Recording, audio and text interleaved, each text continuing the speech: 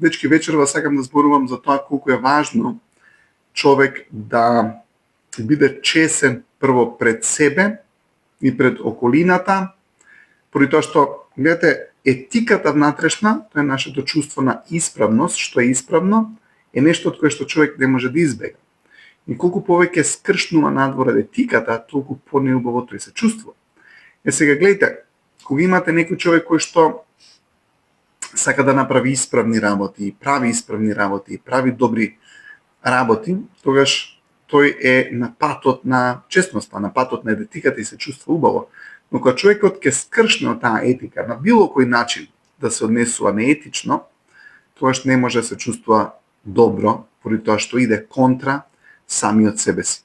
И се гледате, етиката, моралот, исправните акции, добрите акции, акциите кои што помагаат и кои што прават опстанок во околината за другите луѓе, за пријателите, за фамилијата, тие се исправни акции поради тоа што го поддржуваат опстанокот на околината, поради тоа што ние сме тука да направиме опстанок на околината и колку повеќе правиме околината да опстане, поубаво се чувствуваме ние. Но ако човекот прави на некој начин да ја повредува околината или да ствара болка на околината, тогаш не опстанува ни тој убаво, поради тоа што тој заедно со околината се на некој начин во духовно сродство, ајде така да кажеме, можеби не крвно сродство, ама духовно сродство имаме со околината. И кога човекот не ја поддржува околината или наштетува на околината или прави работи кои што каде што нанесува болка на околината, болката на околината набрзо прераснува во болка на самиот човек кој што искрирал премногу болка. Она што прво болката прави кога тој човек почна да креира болка во околината, почна да си ги оправдува тие болки и со самото тоа што си ги оправдува болките кои што тој ги нанел на околината, на некој начин си анестезира душата. И душата не е во најдобра состојба, затоа што се обидува да ја оправда болката, да ја оправда секој човек кој што ќе направи грешка, он сака да ја оправда, но самото оправдување фактички му прави душата да не му е во најдобра состојба и умот да не му е во најдобра состојба. Превземање на одговорност за работите кои што човек ги направил. Човек може да преземе одговорност за работи кои што сгрешил пред 5 години. Човек може да преземе одговорност за работи кои што ги сгрешил пред 10 години. Само треба да одлучи дека ќе биде одговорен. А да биде одговорен значи да прави најголема добрина за околината, во која што подразбираме фамилија, подразбираме група, подразбираме работа за самиот тој.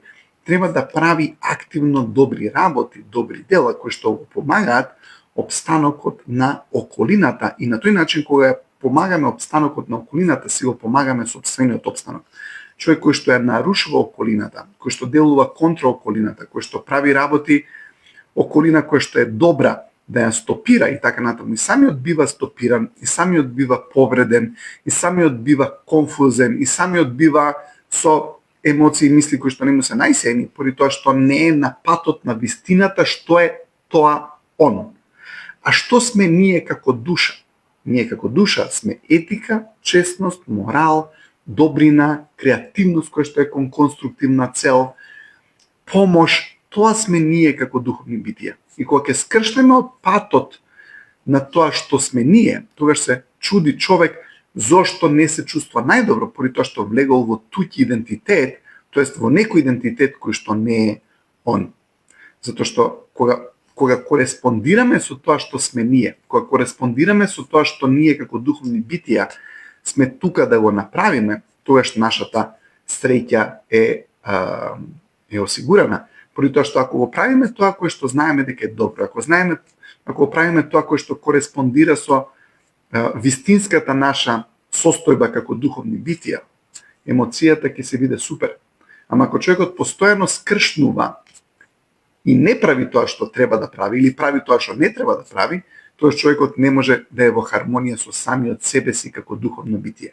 И кога не сме во хармонија со самите себе како духовни битија, човекот има проблем.